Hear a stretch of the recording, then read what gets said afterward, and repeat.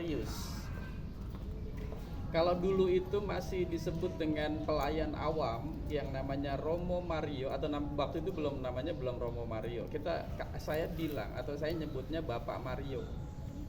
Dulu Bapak Mario itu atau Bapak Mario itu adalah pelayan. Dia memberi pelayanan terhadap gereja dan dia memang sangat peduli pada sosial kemasyarakatan. Nah, dia sangat peduli tidak hanya bagi umat Katolik, tetapi benar-benar bagi umat yang ada di sekitaran sini. Pada zaman-zaman itu atau pada saat-saat itu, sekitaran tahun 70-an gitu, masyarakat sini memang masih mengalami ekonomi yang sangat lemah, masih mengalami tingkat kemiskinan yang tinggi. Nah, Bapak Mario itu benar-benar melihat kondisi masyarakat yang ada di Kampung Sawah dan dia punya inisiatif untuk bisa membantu masyarakat di Kampung Sawah. Salah satu inisiatifnya apa? Salah satu inisiatifnya adalah dia membantu orang-orang yang membutuhkan untuk proses pemakaman. Sekali lagi, waktu itu secara totalitas tidak hanya yang Katolik yang diperhatikan, tetapi semua warga Kampung Sawah, termasuk ya yang Muslim, yang Kristen, semuanya dapat perhatian. Jadi kalau ada saudara yang Muslim atau yang Islam itu meninggal, ya peran Bapak Mario itu ikut memperhatikan. Jadi ada bantuan kain kain kafan ya, ada bantuan kain kafan. Pokoknya ada semua perlengkapan kematian bagi umat Islam yang meninggal saat itu. Jadi tidak peduli pada agamanya apa. Itu kira-kira berkembang terus gitu. Nah, pada suatu saat Bapak Mario ini sebagai pelayan, dan dia karena memang secara totalitas mengabdikan dirinya di gereja, kemudian pada kira-kira tahun 1972-an gitu, dia ditahbiskan menjadi pastor, dia ditahbiskan menjadi imam. Nah, Marius itu mengambil nama Bapak Mario yang sudah menjadi pastor.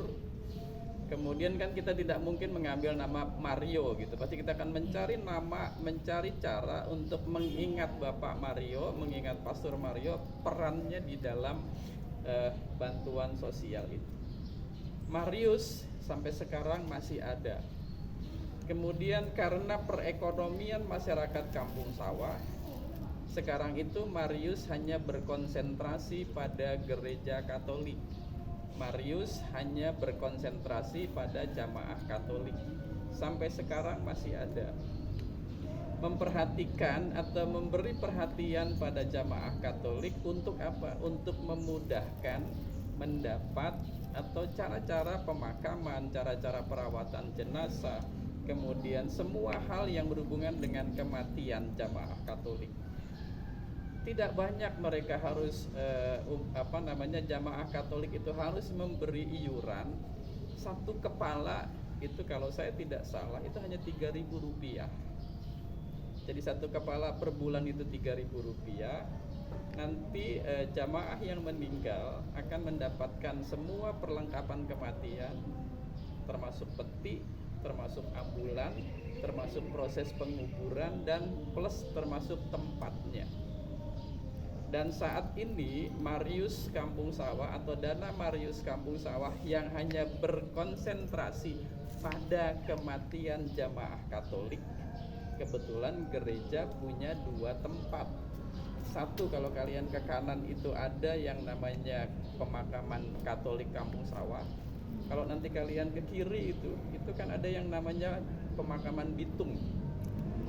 Kalau nanti ke kiri, nanti di sebelah kiri itu ada Gang Bitung, dan di situ ada satu tempat yang kita punya juga untuk pemakaman umat Katolik di situ. Nah, di dalam perkembangannya lagi, kemudian Marius melihat bahwa situasi ke depan itu kan semakin rapat. Manusia itu kan semakin banyak, warga Indonesia semakin banyak, tempat yang dipakai untuk pemakaman, tanah yang dipakai untuk pemakaman kan makin sedikit. Maka umat Katolik atau seksi Marius itu membuat satu kebijakan baru, bahwa orang yang sudah meninggal sepuluhan tahun itu kerangkanya digali kembali, kemudian masukkan ke dalam kolumbarium. Jadi masukkan ke dalam kotak-kotak. Jadi jamaah yang sudah meninggal 10 tahun lebih itu diangkat kembali kerangkanya, kemudian masukkan ke dalam kotak-kotak yang disebut dengan istilah kolumbarium. Tetapi iuran jamaah itu tetap sama, hanya kira-kira Rp3.000 per kepala. Kalau kalian bandingkan dengan mereka yang punya nilai rupiah banyak, mereka kan pasti umurnya di San Diego Hill. Pernah dengar? Di mana bahwa pemakaman di sana kan kelas elit-elit. Bisa satu lubang 350 juta, dan itu belinya atau pesennya bisa puluhan tahun sebelumnya. Kalau yang agak atas bisa 1 M lebih. Bagi jamaah kampung sawah pasti tidak akan mampu itu. Maka kita mencoba terus memberikan kesempatan pada jamaah kampung sawah yang notabene-nya bahwa ekonominya masih menengah ke bawah, untuk memberikan kemudahan, untuk memberikan bantuan supaya pada saat ada jamaah yang meninggal mereka tidak mengalami kesulitan. Ada cara memberi bantuan untuk sarana kematian, ada sarana transportasi, dan ada tempat yang dipakai untuk penguburan. Sampai sekarang itu masih ada, cuma sudah berubah menjadi konsentrasinya ke jamaah Katolik. Mengapa? Karena sekarang yang Muslim atau yang Islam, yang Kristen, yang Hindu, yang Buddha secara ekonomi sudah bisa juga mereka melakukan secara mandiri. Maka karena semua sudah punya kemandirian masing-masing, kami juga berdiri sendiri, kami juga mandiri, maka kami memperhatikan hanya jamaah Katolik. Kira-kira yang berkaitan dengan manus.